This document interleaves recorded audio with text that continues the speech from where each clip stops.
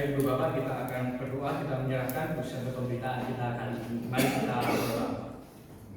Sekali lagi kami mau mendengar sapaan Tuhan di dalam kebenaran firman-Mu. Terima kasih sekali lagi di dalam seminggu ini, bahkan di hari Kamis kami mendengar sekali lagi peristiwa yang luar biasa, bahwa itu menjadi sebuah jaminan juga harapan kami bahwa Engkau yang naik ke surga dan juga menyediakan tempat bagi kami. Semua itu Engkau lakukan, semua bukti karena kasih Tuhan di dalam kehidupan kami. Dan kami juga mau di dalam pemberitaan hari ini merenungkan sebuah narasi-narasi tentang kenaikan Tuhan, bagaimana karya Tuhan melalui pribadi yang ketiga yaitu Allah Roh Kudus itu juga menjadikan sebuah hidup kami memiliki sebuah mata bahkan arah yang selalu berkenan yang kami untuk dapat lakukan di dalam kehidupan kami. Terima kasih, doa kami siap untuk mendengar kebenaran firman-Mu hari ini. Ampuni dan juga layakkan hamba-Mu yang terbatas dan hina ini dapat menyampaikan firman Tuhan dengan baik dan bertanggung jawab. Ini doa kami bersyukur dalam putra-Mu Tuhan kami Yesus kami berdoa.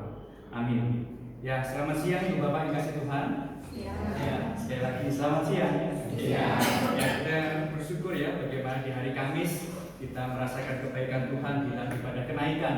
Dan saatnya kita juga masuk di dalam hari ini, kita merenungkan sebuah narasi-narasi atau kisah-kisah di dalam Alkitab kita yang bercerita tentang yang karya daripada Allah Roh Kudus, yang ketika Kristus Yesus yang naik ke surga menjamin kita, dan karya Roh Kudus itulah yang juga mengerjakan karyanya melalui para rasul. Dan itu semua berdampak pada hari ini. Kita bisa berkumpul, kita bisa beribadah hari ini semua karena karya-karya Allah yang luar biasa. Mari kita buka Alkitab kita Ibu Bapak di dalam Kisah Rasul pasal 8. Kisah Rasul pasal yang ke-8 ayat 26 hingga ayat yang ke-40. Ya, Kisah Rasul 8 ayat 26 hingga ayat yang ke-40. Lembaga Alkitab Indonesia memberikan sebuah judul yaitu Siga-siga di daerah Ethiopia. Kisah Rasul 8 ayat 26 hingga 40 ya. Saya mengajak Ibu Bapak dapat responsional, kita membaca. Saya 26, Ibu Bapak merespon di 27. Demikian ya sampai ayat yang ke-40. Kisah Rasul 8 26 sampai 40. Kalau sudah kita akan mulai 2, 3. Kemudian berkatalah seorang malaikat Tuhan kepada Filipus, katanya, bangunlah dan berangkatlah ke sebelah selatan menurut jalan yang turun dari Yerusalem ke Gaza. Jalan itu jalan yang sunyi. Silakan.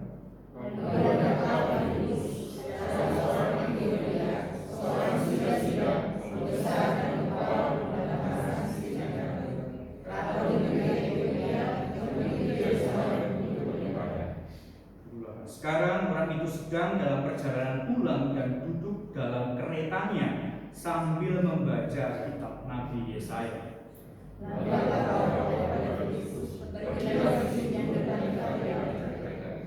Filipus segera ke situ dan mendengar sida-sida itu sedang membaca kitab Nabi Yesaya. Kata Filipus, mengertikah Tuhan apa yang Tuhan baca itu? Jawabnya, bagaimanakah orang mengerti kalau baca yang membimbing aku? Lalu dia mengatakan dan nas yang dibacanya itu berbunyi seperti berikut. Seperti seekor domba ia dibawa ke pembantaian, dan seperti anak domba yang keluh di depan orang yang menggunting bulunya, demikianlah ia tidak membuka mulutnya. Dengan kenyataannya berlangsunglah hukumannya. Siapa yang akan menceritakan asal usulnya? Sebab nyawanya diambil dariku.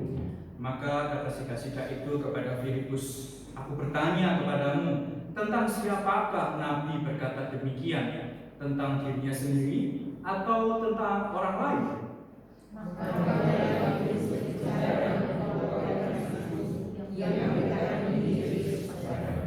Mereka melanjutkan perjalanan mereka dan tiba di suatu tempat yang ada air. Lalu kata sida-sida itu, lihat, di situ ada air. Apakah halangannya jika aku dibaptis? Sahut Filipus, jika Tuhan percaya dengan nama kami, boleh. Jawabnya, aku percaya bahwa Yesus Kristus adalah anak Allah. Lalu orang Ethiopia itu menyuruh menghentikan kereta itu dan keduanya turun ke dalam air, baik Filipus maupun sida-sida itu, dan Filipus membaptis dia. Dan setelah mereka keluar dari air, Roh Tuhan tiba-tiba memanggilkan Filipus dan sehingga dia tidak mengatakan. Dia meneruskan perjalanannya dengan sukses. 40. Tetapi ternyata Filipus ada di Asdod. Ia berjalan melalui daerah itu dan memberitakan Injil di semua kota sampai ia tiba di Kaisarea. Ya, sampai sejauh ini bacaan kita, Ibu Bapak yang dikasih Tuhan. Berbahagia sekali kita yang bukan hanya membaca dan juga memperhatikan, tapi semua itu kita dapat terapkan dalam kehidupan kita. Ya, di dalam minggu ini bahkan seperti disiarkan ya di grup jemaat bahwa ya ada sebuah berita yang duka khususnya di dalam dunia literatur ya, yaitu Timothy Keller. Ya, seorang yang mendedikasikan dirinya ya dengan literatur, dengan bacaan, dengan tulisan-tulisan yang indah ya. Kami yang suka membaca gitu terkadang ya luar biasa bagaimana kisah di dalam penulisan-penulisan bahkan memberkati banyak orang. Tapi sekali lagi ya itu di dalam kehidupan kita adalah hal yang sementara ya. Di dunia ini semua sesuatu adalah sementara. Tapi sekali lagi melalui tema kita kali ini, di dunia sementara inilah Ibu Bapak, Roh Kudus juga berkarya sebagai penuntun arah hidup kita. Ya, jadi tema kita hari ini kita akan belajar Ibu Bapak, yaitu tentang Roh Kudus itu penuntun arah hidup. Bapak Ibu yang dikasih Tuhan, kita berbicara tentang arah ya, arah hidup ya. Saya mau menganalogikan atau menggambarkan misalnya seperti ini ya. Jadi Ibu Bapak di dalam sebuah ajang balap rally gitu ya, ada yang dikatakan atau dinamakan sebagai navigator ya, atau navigasi, orang yang memberikan sebuah arahan. Nah biasanya Ibu Bapak ini bertempat di sebelah pembalap atau driver ya. Kalau semisal kita lihat di mobil-mobil Eropa gitu ya, biasanya kan kemudinya kan ada di kiri ya. Kalau di Indonesia kan kemudinya ada di kanan. Nah seorang pemberi navigasi atau pemberi arah ini sebenarnya Ibu Bapak pekerjaannya adalah selain memberikan arah Ibu Bapak, mereka itu cukup riset di dalam arti sebelum ajang balapan itu dilakukan, mereka jauh-jauh hari sudah mapping ya, sudah riset beberapa tikungan yang tajam, beberapa hal-hal yang harus diperhatikan oleh pembalap sehingga ada sebuah chemistry yang didapat. Nah, ini poin yang kita akan garis bawahi. Ada sebuah chemistry yang didapat sehingga ada beberapa sepersekian detik Ibu Bapak, kalau semisal seorang driver atau pembalap itu tidak membelokkan rodanya ya pasti naas. Dengan kecepatan tinggi mereka juga harus segera memutar usia roda itu. Jadi ada sebuah chemistry di dalamnya. Bapak Ibu, gambaran ini ya menolong kita bahwa arah itu penting ya.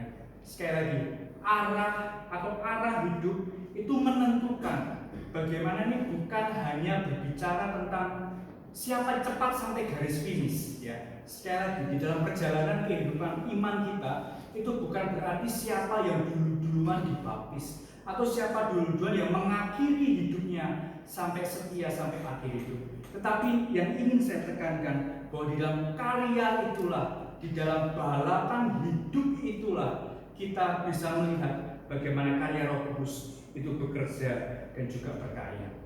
Bapak Ibu, di dalam kasih Tuhan ya, kita belajar di dalam tradisi reform, di dalam kita sebagai jemaat Tuhan keluarga besar di Trinity ya, kita belajar bagaimana ada sebuah tradisi yang baik, yaitu tentang kehendak bebas. Ya, kita sudah beberapa di dalam pendalaman Alkitab kita belajar bagaimana kita itu bukan diciptakan seperti robot gitu ya.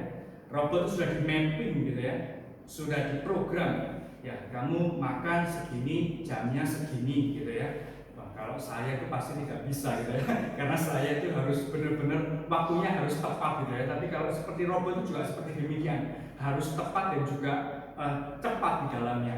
Nah, kehidupan kita pun bukan seperti robot ya. Kita diberikan sebuah kehendak. Kehendak di dalam arti kita merasakan sebuah perasaan ya. Kita dapat memiliki sebuah keinginan gitu ya. Misal itu Bapak kalau selesai ibadah gitu ya, wah enaknya kita makan apa gitu ya. Wah enaknya kita antar lagi pergi kemana. Ini kan sebuah ada kemauan. Itu berbeda dengan sesuatu yang kehendaknya itu dikekang. Namun naas itu Bapak, di dalam narasi kita sebagai umat Tuhan, kehendak bebas itu sudah disalahgunakan ya. Kalau kita lihat di dalam narasi kejatuhan ya, manusia yang sudah jatuh di dalam dosa itu kehendak bebas sudah bukan kehendak bebas itu lagi.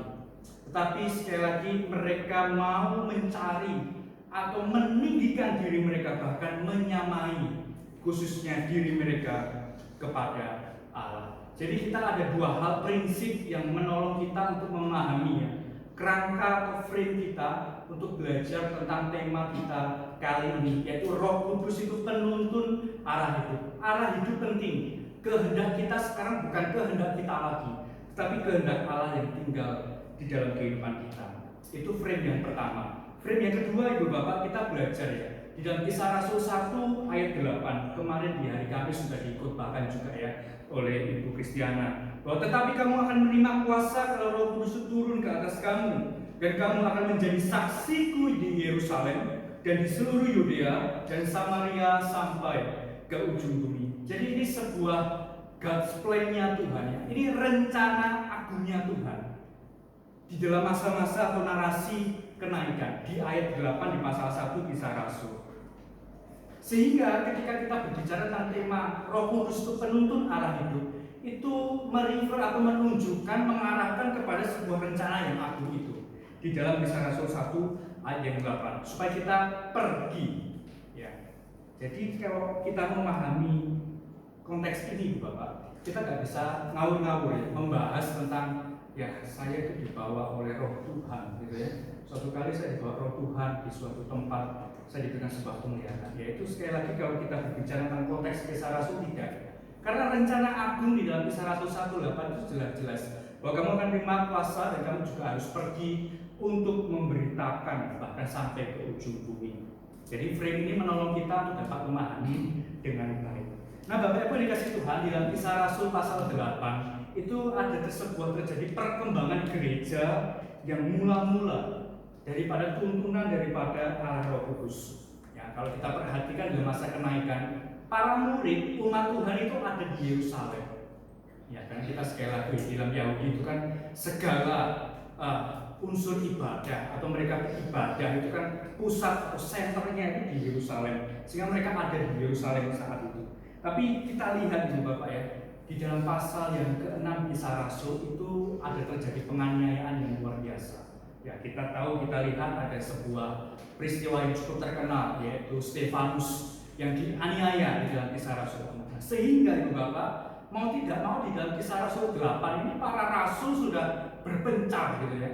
Berbencar untuk ya selain menghindarkan penganiayaan itu ya, karena mandat atau rencana Tuhan di dalam Kisah Rasul pasal 1 itu supaya terlaksana di dalamnya, sehingga pergi ke daerah Yudea dan Samaria.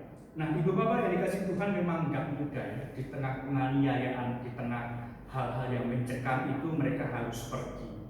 Sebenarnya ada sebuah aplikasi singkat ya, renungan singkat untuk mengawali kita khotbah kali ini.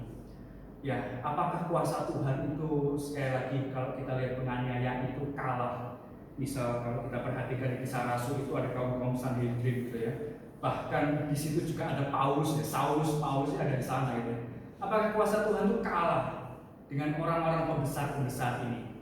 Tapi kalau kita lihat kerangka tadi ya, mindset tadi kita ya di dalam pasal 1 itu ya, bahwa ada sebuah rencana Tuhan yang tidak berhenti di situ di Yerusalem, tapi kamu harus pergi ke daerah Yudea, Samaria sampai ke ujung bumi. Bapak Ibu dikasih Tuhan, mungkin ya di dalam kehidupan kita saat ini ada sebuah situasi yang mungkin tidak kita inginkan di dalam ketika kita menjalani hari-hari ini gitu ya. Mungkin dalam usaha pekerjaan atau di dalam kehidupan keluarga gitu ya.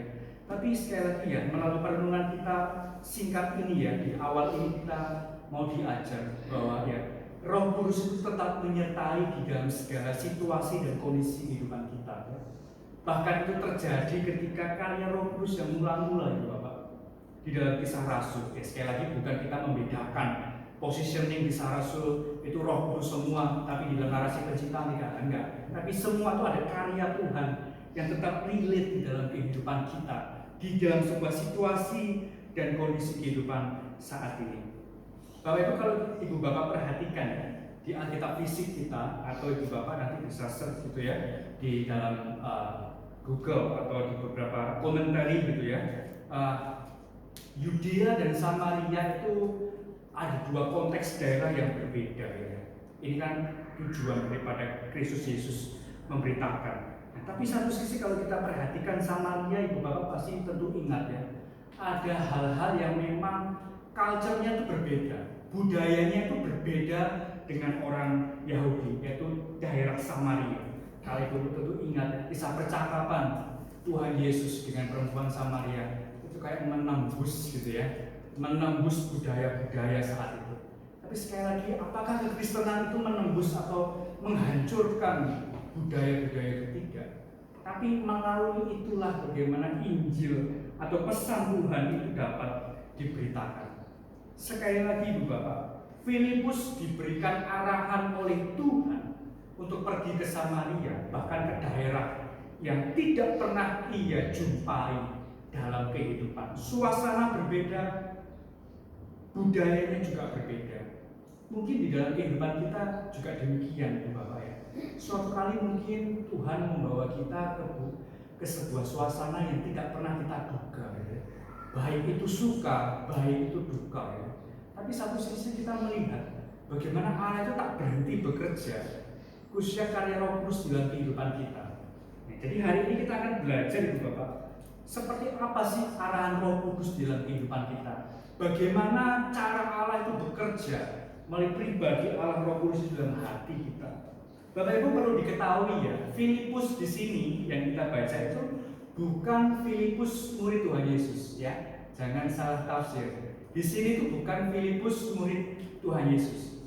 Filipus di sini adalah para diaken. Kalau Ibu-ibu nanti lihat ya, di dalam Kisah Rasul pasal 6, Filipus itu sama dengan para diaken seperti Stefanus. Jadi ketika rasul-rasul sudah ditetapkan, mereka mengangkat para diaken untuk membantu. Jadi diaken inilah yang diangkat dan termasuk di dalamnya itu Filipus. Jadi Ibu Bapak jangan salah gambaran ya, mindset, karena juga nggak banyak sih orang juga mau tahu tentang Filipus ini. Tapi satu sisi kita melihat Filipus juga ada di dalam murid atau rasul Tuhan Yesus. Tapi di sini Filipus adalah orang yang berbeda ya, yaitu 7 diaken yang disiapkan untuk melayani gereja di Yerusalem ya. Contoh ya, saya ambil dalam Kisah Rasul 6 ayat yang kelima ya. Lalu mereka para rasul itu ya memilih Stefanus, seorang yang penuh iman dan Roh Kudus, dan Filipus, Prokorus, Nikanor, Timon, Pamenas, dan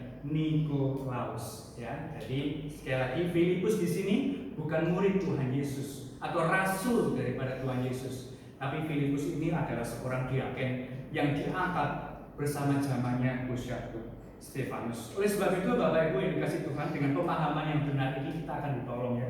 Bagaimana Allah atau Roh Kudus itu menuntun arah kehidupan kita. Yang pertama Ibu Bapak, poin yang pertama ya, tuntunan Roh Kudus dalam hidup kita itu memunculkan sikap tak gentar di dalam sebuah keberanian yang bertanggung jawab ya. Poin yang pertama, tuntunan Roh Kudus, arahan daripada Roh Kudus itu memberikan kita sebuah keberanian, tapi yang bertanggung jawab ya, bukan sebuah keberanian yang nekat, tidak. Roh Kudus itu membangkitkan sebuah keberanian itu yang bertanggung jawab di dalam kehidupan kita ya. Kalau kita perhatikan di ayat 26 ya, bangunlah, berangkatlah ke sebelah selatan menurut jalan yang turun dari Yerusalem ke Gaza. Jalan itu jalan yang sunyi. Ya, bagaimana tidak kita lihat ya, Filipus itu diberikan arah Tuhan yang benar-benar spesifik ya. Bangunlah, berangkatlah. Tapi satu sisi kita lihat ya, sebuah situasi ini mungkin sempat kita juga alami di dalam kehidupan kita. Mungkin kita nggak mendengar ya, ini terkadang sekali lagi ya, juga jadi polemik gitu ya. Mungkin saya mendengar suara-suara gitu. Jangan dulu, kita harus lihat ya, lihat di dalam penafsiran di dalam Alkitab itu seperti apa. Filipus itu suruh bangkit dan juga bangun untuk pergi ke suatu daerah ya. Bahkan dikatakan di sana itu di dalam penafsiran itu seperti padang pasir gitu Bapak. Ke daerah yang memang dari Yerusalem ke Gaza, jalan itu jalan yang sunyi. Jalan yang sunyi di sini itu sebenarnya bukan hanya sepi gitu ya. Bukan seperti jalan kita di depan ya, kalau sudah jam 8, jam 9 itu sudah sepi gitu. Bukan sepi, bukan sunyi, maksud itu bukan seperti itu. Tapi di sini penafsirannya adalah jalan yang sunyi, dan dikatakan di sini pakai kata padang pasir. Jalan ini benar-benar gersang gitu, Pak. Gersang dalam arti gersang secara rohani. jalan itu tidak pernah ada yang memberitakan kabar baik atau Injil Tuhan. Ya, jadi bangun, berangkatlah ke selatan, jalan itu dari Yerusalem ke Gaza, jalan itu jalan yang sunyi. Sunyi di sini sekali lagi bukan tentang sepi suasana, tetapi orang yang belum pernah atau mendengar kabar baik. Bapak Ibu, kalau kita lihat ya, pola Allah memanggil umatnya ya. Contoh seorang yang dikatakan orang yang beriman ya, Bapak beriman ya, Bapak yang memiliki iman yang bahkan jadi panutan, misal Abraham. Itu kan juga begitu ya. Kamu harus pergi, bangkit, bangun, aku akan memberitahukan kemana kamu akan pergi ke daerah itu ya. Mungkin di dalam situasi kehidupan kita gitu Bapak Ibu ya, ada satu sisi ya mungkin ya kita tinggal bangun, kita berangkat gitu ya, naik motor, naik mobil, naik kendaraan apapun. Tapi terkadang di dalam secara manusia gitu ya, kita nggak memiliki sebuah keberanian gitu ya. Ini sebenarnya nggak konteks di dalam kita harus menginjili atau apa, tidak. Ini sebuah apa ya, suasana yang di dalam pekerjaan, di dalam usaha, di dalam apapun di dalam kehidupan kita. Mungkin terkadang Tuhan juga memberikan arah hidup kita itu memunculkan keberanian kita gitu ya, untuk berani melangkah itu Bapak yang kasih Tuhan. Apakah rencana planning itu penting ya? Pasti itu penting. Tapi bagaimana kita mau melangkahkan kaki itu adalah arahan daripada Tuhan. Ya, di dalam bagian lain Bapak, sebab Allah itu memberikan kepada kita bukan sebuah roh ketakutan, melainkan roh yang membangkitkan kekuatan, membangkitkan kasih, dan yang lebih terpenting bukan keberanian yang nekat, keberanian yang berlandaskan ketertiban. Ya, sebab Allah memberikan kepada kita roh bukan roh kebenaran, roh keberanian, bukan roh ketakutan, untuk membangkitkan kekuatan, membangkitkan kasih, dan juga membangkitkan ketertiban.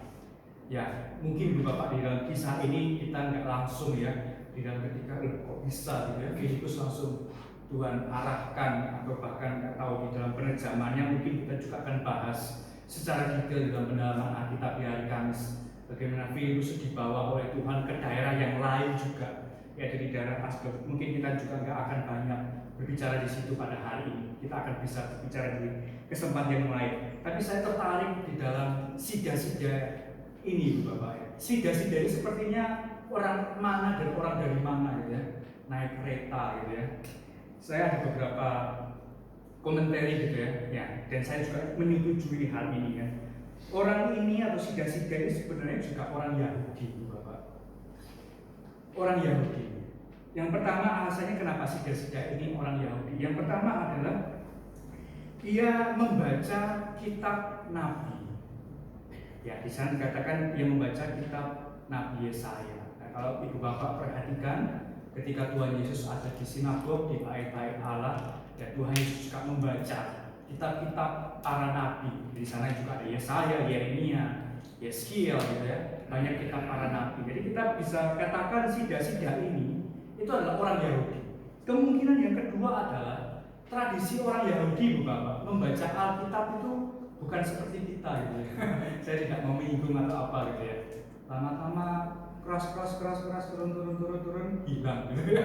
Enggak gitu ya. Tapi pembacaan Alkitab atau pembacaan kitab di dalam orang Yahudi itu dengan bersuara ya. Bahkan lantang gitu Bapak ya.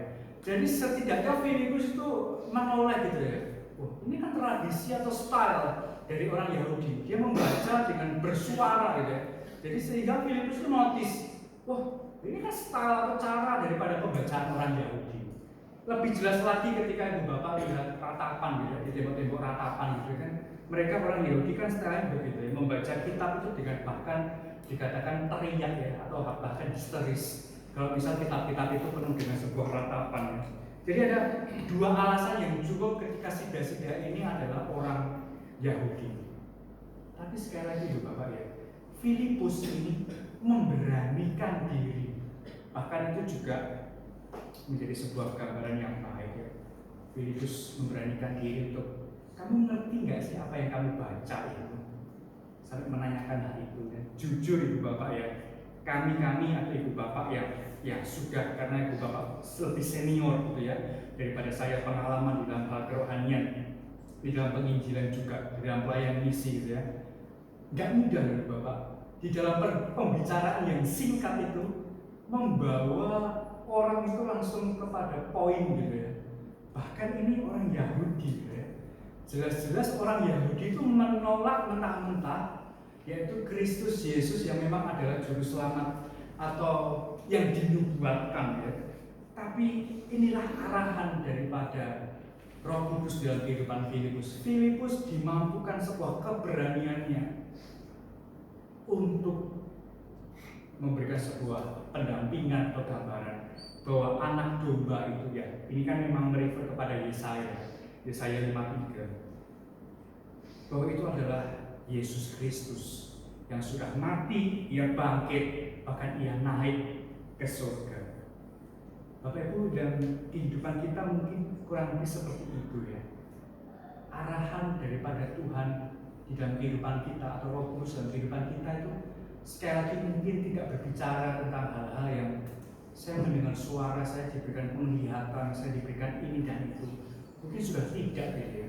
Tapi mari kita perhatikan dalam diri kita ya, ketika kita menjalani hari-hari bersama dengan Tuhan, bahwa kepekaan di dalam hidup kita akan arahan daripada Roh Kudus yang tinggal di dalam kehidupan kita, mari kita bangkitkan di dalam hidup perjalanan kehidupan kita ya. Terkadang dalam kehidupan kita ada dalam sebuah persimpangan gitu ya. Dalam sebuah persimpangan kita harus belok kemana, kita apakah harus lurus atau kita mungkin harus berbalik karena mendengar arahan Tuhan. Ya itu adalah menjadi sebuah kepekaan kita, seperti apa yang dikatakan kepada Roh Kudus kepada Filipus. Itu yang pertama. Yang kedua itu Bapak, Roh Kudus itu memberikan pimpinan dan arahan supaya kita itu melakukan bukan hanya hal yang benar ya. Roh Kudus memberikan pimpinan arahan dalam hidup kita itu bukan hanya hal yang benar untuk kita lakukan, tetapi hal yang berkenan ya. Benar dan berkenan itu hal yang berbeda ya. Dalam konsep iman atau konsep kekristenan itu hal yang benar itu belum tentu hal yang berkenan di hadapan Tuhan. Ya kalau kita perhatikan di 34, aku bertanya kepadamu tentang siapakah Nabi berkata demikian, tentang dirinya sendiri atau orang lain. Tapi Filipus berkata dari nas itu ia memberitakan Injil Yesus kepadanya. Bapak Ibu yang dikasih Tuhan ya, kalau kita melihat mungkin di tengah-tengah kita juga ada pendidik ya, pengajar gitu ya. Misal dalam salah satu soal gitu ya, harus menyelesaikan beberapa soal itu dengan rumus. Rumus ini kan sudah baku dan itu sudah benar jawaban. Apabila murid itu menggunakan rumus dengan baik, menghitung dengan baik, pasti itu benar gitu ya. Contoh misal kita dalam usaha atau pekerjaan kita yang memang sekali lagi office hour ya, atau yang harus tepat gitu ya, jam buka, jam tutup itu harus tepat ya, karena standarisasi itu jelas ada dan itu benar. Itu di dalam dunia kita saat ini. Tapi satu sisi Bu Bapak, kita jangan lupa hal yang benar itu tidaklah cukup di dalam kehidupan kita. Orang di luar Tuhan bahkan bisa lebih benar, dalam arti lebih baik dalam kehidupan kita ya, apalagi saya gitu ya, yang berkaca sebagai menghidupi panggilan sebagai hamba Tuhan. Tapi satu sisi kita juga harus belajar bahwa pimpinan Tuhan, Roh Allah dalam kehidupan kita itu juga harus melakukan hal yang berkenan, bukan hanya benar, tetapi berkenan di hadapannya. Bapak Ibu yang dikasih Tuhan ya, kalau kita perhatikan jelas di dalam bacaan ini, Filipus itu mampu menjelaskan dan menggiring sida-sida itu untuk mengenal Tuhan Yesus yang digambarkan oleh sebagai anak domba ya. Tidak mudah ya menggiring seorang sida-sida, bahkan beberapa catatan itu seorang pembesar, bahkan dikatakan di dalam sebuah organisasi ya, dia seorang bendahara. Jadi kan intinya kan ya cukup tinggi status orang, tapi ya itulah Filipus diberikan sebuah keberanian di dalam dirinya. Bahkan dikatakan Filipus itu bertanggung jawab melakukan hal yang berkenan. Tidak berhenti di saja itu Bapak, hal yang benar, tapi hal yang berkenan. Saul Filipus, jika Tuhan percaya dengan senang hati atau dengan segenap hati, maka mari kita melakukan di dalam proses pembaptisan. Istilah Tuhan seperti itu ya. Maka silahkan kita akan memberikan kereta itu dalam perjalanan dan kita akan dibaptis. Ya, sekali lagi ini poin yang pertama. Tadi yang kedua itu Bapak ya, tentang Filipus dibawa oleh Roh Allah. Dan yang kedua adalah sebenarnya ini baptisan model apa gitu ya. Terkadang ada aja gitu ya. Alkitab itu dalam diskusi juga ada. Ini baptisan selam, ini baptisan tuang, ini baptisan percik, itu gimana? Kan di situ kan nggak ada keterangan yang jelas. Di situ ada air gitu ya. Air itu gimana? Gambarannya apakah itu ada di wadah, dituang gitu, atau dipercik, atau mungkin genangan air yang cukup dalam. Kalau kita lihat padang pasir itu kan jarang gitu ya, air ya. Mungkin keselat tidak gitu ya. Tapi satu sisi ya kita jangan berkutat di situ, karena sekali lagi baptisan itu adalah sebuah ya seremonial atau sebuah tata cara ketika mereka atau umat itu mendeklar bahwa dirinya itu percaya kepada Tuhan Yesus. Itu hanya sebuah tanda di dalam dirinya. Tapi satu sisi kita juga belajar bahwa baptisan itu juga menolong umat untuk mengenal Tuhan di dalamnya. Bapak Ibu yang dikasih Tuhan, mungkin ya sekali lagi kita tidak mengkritik ya, ada beberapa hamba Tuhan bahkan ya ramai gitu ya di sosial media, bahkan ketika selesai di dalam ibadah kenaikan ini, manifestasi Roh Kudus, Roh Allah yang bekerja di dalam diri orang gitu ya, misalnya dibawa oleh Roh Allah ke sini ke situ untuk memberitahukan kepada kalian ini dan itu. Tidak, kita mungkin tidak mau mengkritik hal itu, tapi mari kita belajar ya. Kita adalah gereja yang bertumbuh dan berakar di dalam sebuah pandangan reform. Harus back to the Bible ya. Semua harus standarnya kepada Alkitab. Sehingga ketika kita mengenal kepada Tuhan yang benar di dalam kehidupan kita, percayalah Ibu Bapak, sekali lagi, maka ketika kita menjalani hari-hari bersama dengan Tuhan, pemahaman yang benar, pengenalan Tuhan yang benar dalam kehidupan kita itu memampukan kita itu makin teguh, makin kuat di dalamnya. Bapak Ibu yang dikasih Tuhan, dunia tidak baik-baik saja. Dunia tidak baik-baik saja saat ini gitu ya. Ya, angka kejahatan semakin membabi buta gitu ya. Kita tidak bisa apa ya? Ya mungkin proteksi dalam diri kita, mungkin kita sudah sedemikian rupa gitu ya. Saya terkadang kalau malam gitu Bapak ya, kalau sudah pemuda remaja kan saya mengantar beberapa anak remaja, anak pemuda gitu ya. Saya juga lihat beberapa kali itu ada insiden-insiden mungkin kayak kecelakaan atau apa. Jadi itu kan di luar daripada kendali kita. Tapi satu sisi Ibu Bapak kita melihat bahwa penjagaan Tuhan di dalam kehidupan kita ya, arah hidup di dalam kehidupan kita itu ya menolong kita supaya kita itu berani untuk juga dapat menjalani hari-hari bersama dengan Tuhan. Bukan hanya hal yang benar, tapi hal yang berkenan di hadapan Tuhan. Ya, makanya sekali lagi ya, kalau Ibu Bapak misalkan bepergian atau melakukan hal-hal yang mungkin jauh daripada Tuhan ya, sekali lagi ya menolong kita ya, supaya kita juga menyerahkan diri kepada Tuhan, supaya pimpinan perjalanan kita kemanapun itu semua ya Tuhan tolong di dalamnya. Karena satu sisi kan mungkin Ibu Bapak juga pernah ya merasakan gitu ya, misal kamu kayaknya nggak usah ya lewat sini tuh, jangan lewat situ, kamu harus lewat sana atau lewat kemana, tapi jangan lewat situ gitu ya. Mungkin dari Ibu Bapak pernah ya mengalami hal demikian gitu ya. Ini menurut saya bukan secara psikologis dimainkan, tidak ya, tapi menurut saya itu juga sebuah arahan Tuhan dalam kehidupan kita. Di waktu yang sepersekian dikit gitu, detik itu ya, Tuhan tetap mau berbicara di dalam kehidupan setiap kita. Demikian juga nas atau kisah yang sudah kita baca tentang Filipus ini, bahwa Roh Kudus itu penuntun arah itu. Gak perlu kamu cemas khawatir gitu ya. Ini sekali lagi ya, kata-kata atau frasa itu cukup sering dimainkan ya. Jangan khawatir, jangan cemas gitu ya. Tapi sekali lagi ya, itu Alkitab itu pemahaman kita gitu ya. Kamu bangun, kamu berangkat gitu ya. Tuhan punya rencana yang sama juga dalam kehidupan kita, di dalam kehidupan saya dan kehidupan Ibu Bapak gitu ya.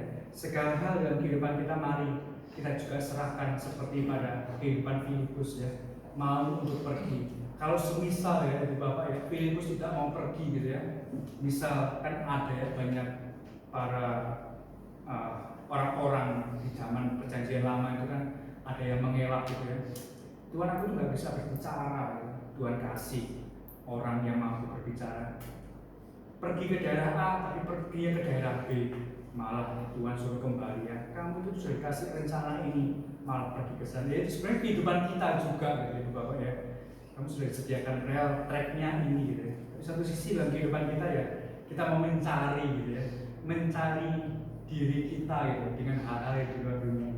Tapi sekali lagi saya mau mengajak kita ya, Roh Kudus penuntun arah hidup kita, ya, melakukan bukan hal yang benar tapi hal yang berkenan di hadapannya. Solidio Gloria. Mari kita berdoa.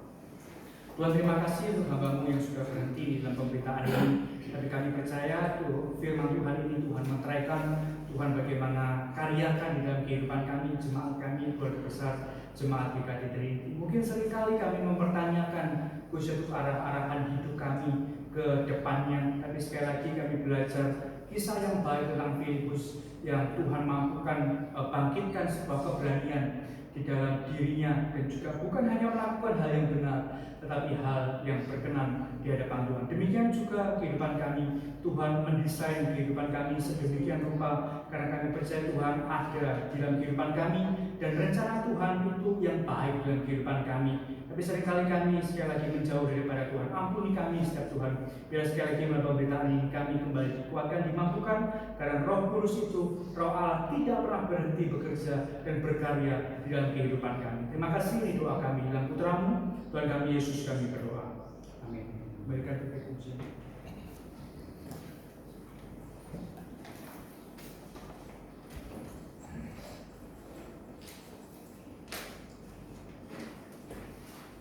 Hmm?